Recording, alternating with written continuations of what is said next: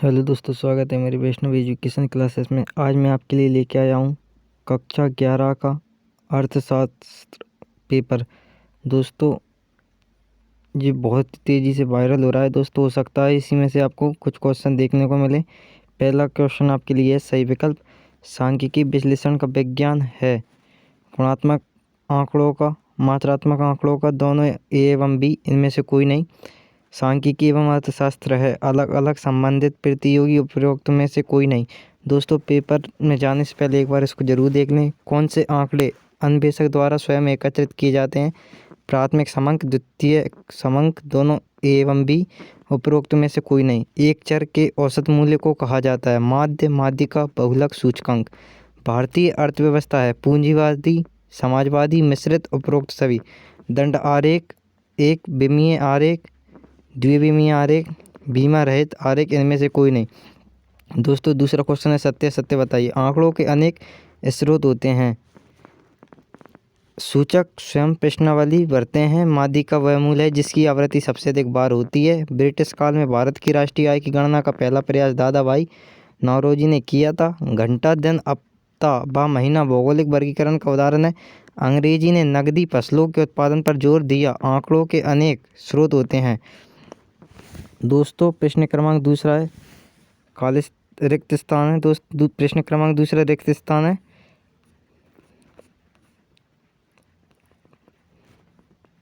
व्यवसाय एक खालिस्तान क्रिया है।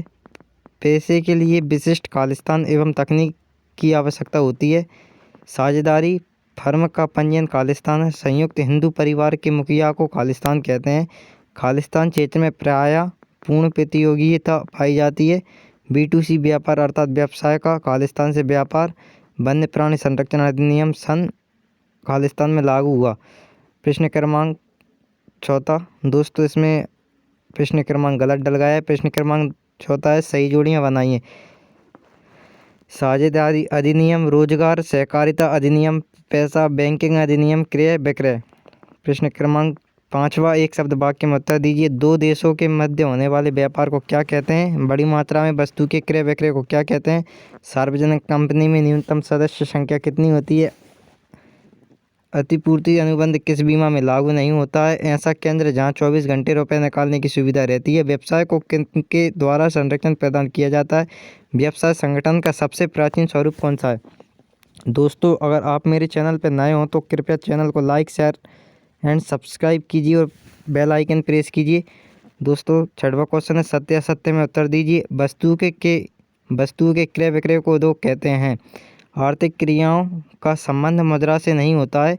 एकाकी व्यापार में जोखिम तत्व नहीं होता है। एक निजी कंपनी प्रविवरण जारी नहीं करती है। सरकार कंपनी सार्वजनिक क्षेत्र के उपक्रमों का सबसे पुराना एवं परंपरागत स्वरूप है।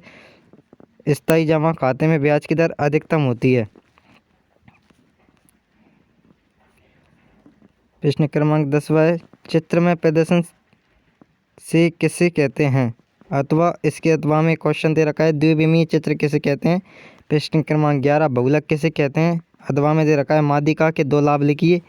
प्रश्न क्रमांक 12 औपनिवेशिक काल में भारत की राष्ट्रीय आय का आकलन करने वाले प्रमुख अर्थशास्त्रियों के नाम बताइए। इसके अथवा में दे रखा है स्वतंत्रता के समय देश में कार्य कर रहे कुछ आधुनिक उद्योगों के नाम बताइए। दोस्तों, ये 2 नंबर के क्वेश्चन दे रखे हैं आपको। आप पेपर में जाने से पहले एक बार इनको भी तैयार कर लीजिए। योजना की परिभाषा दीजिए। इसके अथवा में दे रखा है विक्रय अधिशेष क्या है? प्रश्न क्रमांक 14 मिश्रित अर्थव्यवस्था से क्या तात्पर्य है? इसके अथवा में दे रखा है सहायकी क्या है? निजीकरण क्या है? अथवा उदारीकरण से आप क्या समझते हैं?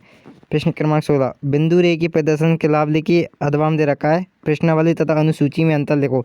दोस्तों, ये 3 नंबर के क्वेश्चन आ गए हैं। यहाँ से निम्नलिखित आंकड़ों से माध्यिका की गणना कीजिए। 20, 25, 30, 15, 17, 35, 26, 18, 40, 45, 50।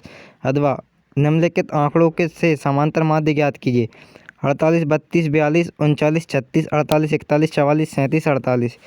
प्रश्न क्रमांक 18 भारत में औपनिवेशिक शासन की आर्थिक नीतियों का केंद्र बिंदु क्या था? उन नीतियों के क्या प्रभाव हुए? अथवा स्वतंत्रता के समय भारत के समक्ष उपस्थित प्रमुख आर्थिक चुनौतियों को समझाइए। कृषि क्षेत्र में लागू किए गए भूमि सुधार की आवश्यकता और उनके प्रकारों की व्याख्या कीजिए। अथवा औपनिवेशिक शासनकाल में कृषि की गतिहीनता के मुख्य कारण क्या थे? प्रश्न क्रमांक 20, सांख्यिकी की सार्वभौमिक उपयोगिता है, स्पष्ट कीजिए। अथवा में दे रखा है सांख्यिकी के मुख्य कार्यों का वर्णन कीजिए। दोस्तों ये 4 नंबर का क्वेश्चन है। प्रश्नावली तैयार करते समय कौन कौन सी सावधानी रखनी चाहिए? अथवा सांख्यिकी आंकड़ों की चित्र में प्रस्तुति के लाभ वर्णन करें।